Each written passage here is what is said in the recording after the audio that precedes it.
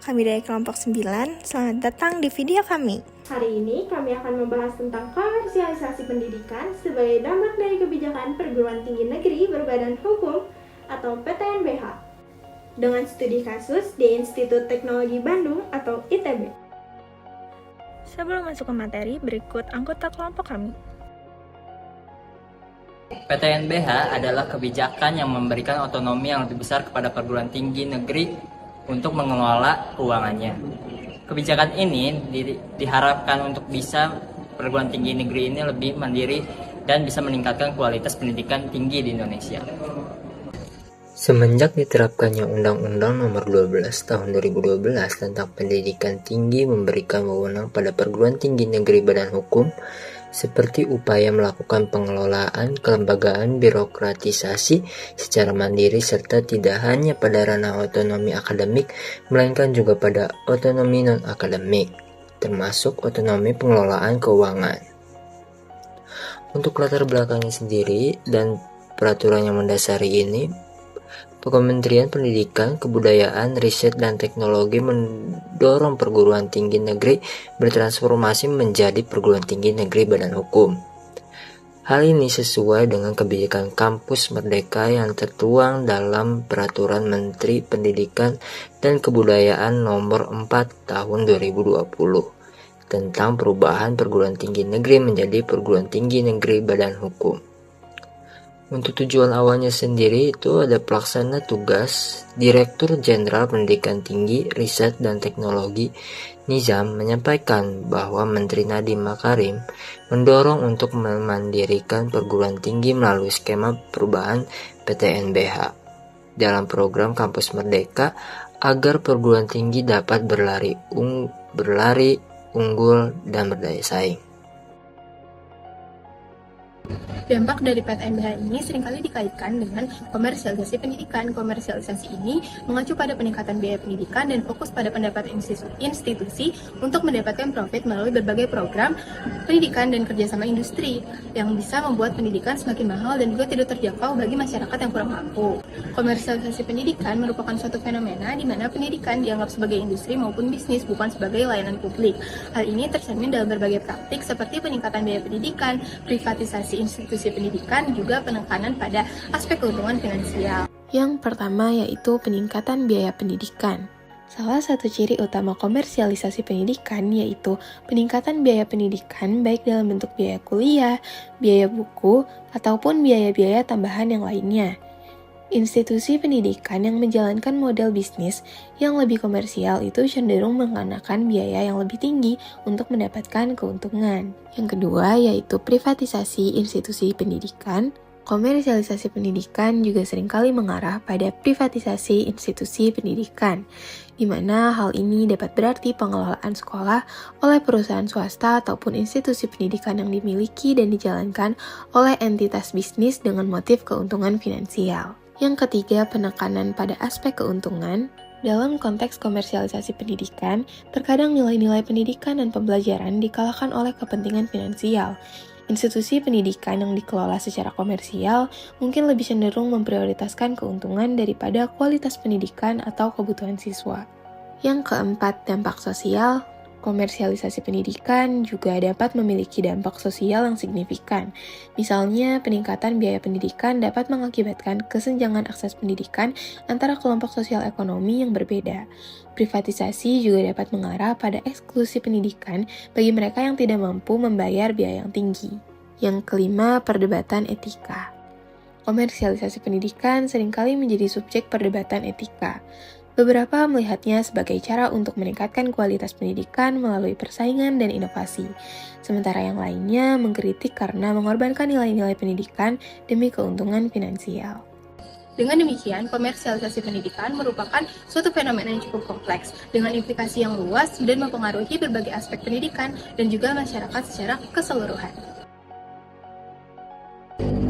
Sebagai contoh, kenaikan biaya kuliah yang terjadi di beberapa perguruan tinggi negeri setelah diterbitkannya Keputusan Menteri Pendidikan, Kebudayaan, Riset, dan Teknologi atau Kemendikbudristek pada tahun 2024. Beberapa perguruan tinggi tersebut yang mengalami kenaikan biaya kuliah yaitu ada Universitas Brawijaya, Universitas Gadjah Mada, Universitas Jenderal Sudirman, Institut Pertanian Bogor, dan Institut Teknologi Bandung yang juga menjadi salah satu fokus kita saat ini.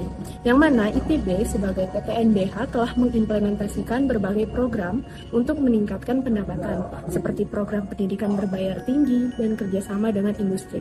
Institut Teknologi Bandung menyelenggarakan dana dan program pendidikan berbayar tinggi melalui beberapa jalur, termasuk Seleksi Mandiri ITB atau SMITB dan program beasiswa. Munculnya Undang-Undang Nomor 12 Tahun 2012 tentang Pendidikan Tinggi telah mengubah status perguruan tinggi sebagai badan hukum publik yang otonom atau disebut perguruan tinggi negeri badan hukum. Artinya, kampus memiliki hak penuh untuk melakukan komersialisasi dalam mengelola keuangan. Jadi, kampus bisa melakukan kegiatan yang berpotensi menghasilkan profit, termasuk menarik uang per semester dengan jumlah besar. Hal ini digambarkan dengan adanya kenaikan uang kuliah tunggal di kampus ITB bagi angkatan 2024 dengan kenaikan sebesar 15% dibandingkan dengan angkatan sebelumnya. Peningkatan ini berdasarkan aturan Kementerian Pendidikan, Kebudayaan, Riset, dan Teknologi, yang mana bertujuan untuk meningkatkan kualitas pelayanan kampus.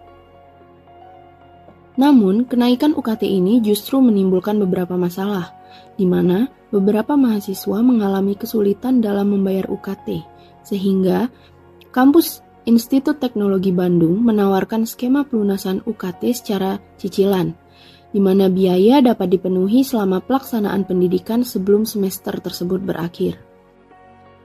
Ratusan mahasiswa Institut Teknologi Bandung berdemonstrasi dengan membawa poster kecaman dari kampus ITB menuju gedung rektorat di Jalan Sulanjana, Kota Bandung, Senin sore. Aksi ini sebagai bentuk protes mahasiswa terkait kerjasama Rektorat ITB dengan perusahaan jasa pinjaman online Dana Cita yang menerapkan skema pinjaman online bagi mahasiswa yang tidak mampu membayar uang kuliah tunggal atau UKT. Diketahui sebanyak 93 dari 137 mahasiswa masih memiliki tunggakan UKT. Ada berbagai pendapat mengenai dampak komersialisasi ini. Di satu sisi, peningkatan pendapatan memungkinkan perbaikan fasilitas dan kualitas pendidikan. Namun di sisi lain, biaya pendidikan yang tinggi bisa menjadi penghalang bagi calon mahasiswa berprestasi dari keluarga yang kurang mampu. Komersialisasi pendidikan sangat menampar kaum yang lemah, karena pendidikan yang harusnya menjadi bersifat publik menjadi privatisasi. Privatisasi pendidikan terjadi karena mahalnya biaya pendidikan. Mahalnya biaya untuk melanjutkan pendidikan ke jenjang tinggi membuat kaum yang lemah tidak mampu menempuh pendidikan lanjutan. Pencarian untung sebanyak-banyaknya akan membuat perguruan tinggi kehilangan prinsip kependidikan. Akibatnya, para mahasiswa timbul rasa sinis terhadap perguruan tinggi karena praktek-praktek dari perguruan tinggi yang menjadikan kampus sebagai ladang bisnis dan mencari keuntungan. Akhirnya mahasiswa dijadikan tumbal oleh perguruan tinggi untuk mengeruk dan mengambil keuntungan dari biaya-biaya sarana-prasarana perguruan tinggi, baik akademik maupun non-akademik. Berdasarkan pertemuan 11 tentang kebijakan publik, ada 3 poin terkait kebijakan pendidikan. Yang pertama, kritik terhadap pemerintah. Pemerintah dianggap kurang bertanggung jawab dalam menangani pendidikan. Terlihat dari kebijakan yang lebih memprioritaskan kebutuhan lainnya. Yang kedua, pentingnya pendidikan. Pendidikan tinggi harus dilihat sebagai kebutuhan primer, karena dengan pendidikan, banyak potensi pencapaian luar biasa oleh mahasiswa, seperti prestasi dan inovasi lainnya. Yang ketiga, kepercayaan dalam pengambilan kebijakan. Kepercayaan adalah fundamental dalam kebijakan publik. Pemerintah harus membangun dan menjaga kepercayaan masyarakat melalui kebijakan yang baik dan berdasarkan data yang valid.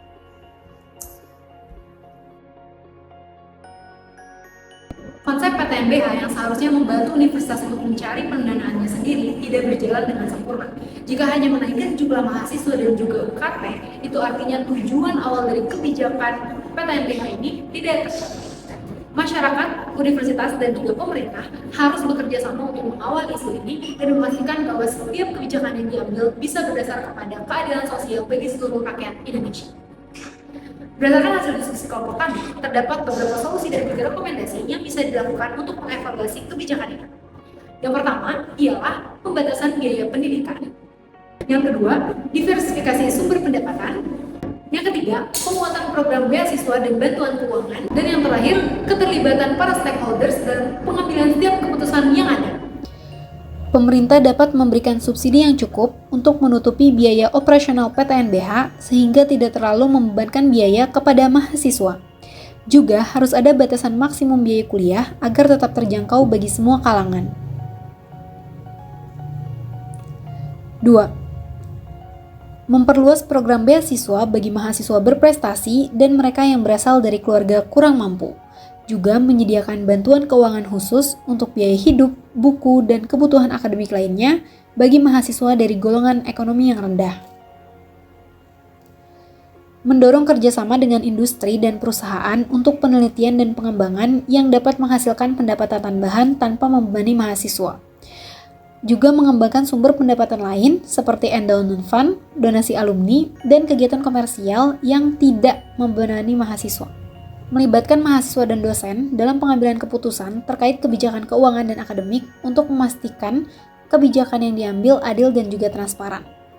Bisa juga dengan membentuk forum-forum konsultasi rutin antara pihak universitas dan mahasiswa untuk membahas isu terkait biaya pendidikan dan juga kualitas akademik. Kesimpulan yang dapat ditarik dari pembahasan ini yaitu pendidikan adalah hak semua rakyat. Sebagaimana tercantum pada pasal 31 ayat 1 Undang-Undang Dasar 1945 yang mengatakan bahwa setiap warga negara berhak mendapatkan pendidikan. Namun sayangnya saat ini pendidikan mengalami privatisasi. Privatisasi ini terjadi karena adanya komersialisasi pendidikan yang lebih mengutamakan kuantitas dibandingkan kualitas. Praktik komersialisasi ini tampaknya mengkhianati salah satu tujuan Indonesia yang tertulis dalam pembukaan Undang-Undang Dasar 1945, yaitu mencerdaskan kehidupan bangsa. Akibatnya, pendidikan yang seharusnya mencerdaskan kehidupan bangsa, kini hanya mencerdaskan segelintir kelompok saja. Di Indonesia, komersialisasi pendidikan juga terlihat jelas di perguruan tinggi dengan adanya perguruan tinggi badan hukum. PTNBH memiliki kewenangan untuk mengelola kampusnya sendiri, adalah bentuk pelepasan tanggung jawab pemerintah dalam ranah pendidikan.